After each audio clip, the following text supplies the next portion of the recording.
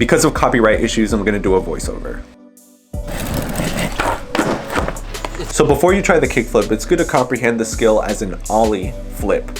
So you snap your board the same as an ollie, and your front foot also goes up, but at the end, you're gonna flick your board to make it turn around. Foot positioning is super important. So your back foot goes like an ollie, so you can pop the board up, and then your front foot is actually gonna go more towards the edge with your feet closer to the bolts, and your front foot is also gonna point more forward than just perpendicular to your board. Tony Hawk places the kickflip at level 6, and he considers it as part of the foundation of skateboarding.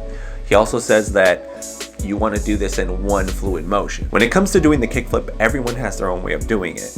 And Nyjah Houston, the world champion, prefers to do the kickflip and not be hovering too far away from his board and slam down, but rather he really wants to stay closer to his board and catch it sooner rather than stomping down at last moment. Far off the board, and it's a really like small. It's like a small, like quick, precise kickflip.